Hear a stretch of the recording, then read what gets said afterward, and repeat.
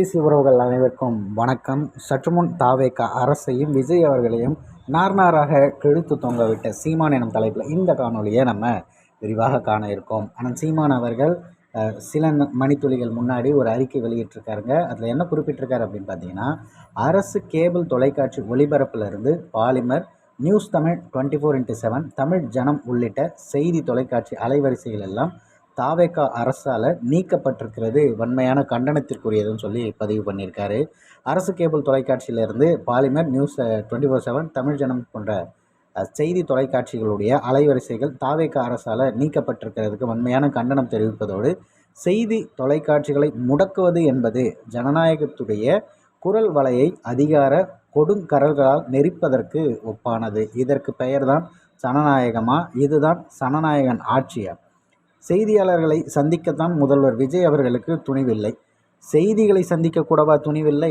செய்தி தொலைக்காட்சியை முடக்கினால் அன்றாடம் நடக்கும் ஆட்சியின் அவலங்களை மறைத்து விடலாம் என்று நினைப்பது, கண்ணை மூடிக்கொண்டால் உலகம் இருண்டுவிடும் என்று நம்புவதைப் போல் அறிவுக்கு புறம்பானது. உண்மை செய்திகளை மக்களிடம் சேராமல் அரசு கேபிளிலிருந்து செய்தி தொலைக்காட்சிகளை இருட்டடிப்பு செய்வதில் காட்டும் வேகத்தையும் ஆர்வத்தையும் உங்கள் ஆட்சியில் விடிய விடிய தலைநகர் சென்னையில் இருட்டில் தவிக்கும் மக்களை காப்பதில் சிறிதேனும் காட்டுங்கள் முதல்வர் அவர்களே.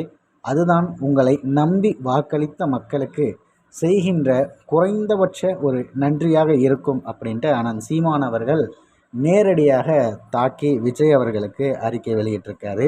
இது முதல் முறையல்ல, இதற்கு முன்பே இது மாதிரியான இருட்டடிப்புகள் நடந்தது.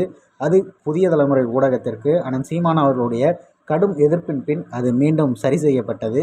அதே போல் அண்ணன் சீமான் அவர்கள் தற்போது மற்ற ஊடகங்களுக்கும் நடக்கும்போது முதல் ஆளாக அறிக்கை வெளியிட்டிருக்காரு. நிகழ்வு என்ன ஆகுது அப்படிங்கிறது இன்னும் சில மணி நேரங்களிலே நமக்கு தெரிஞ்சிடும்.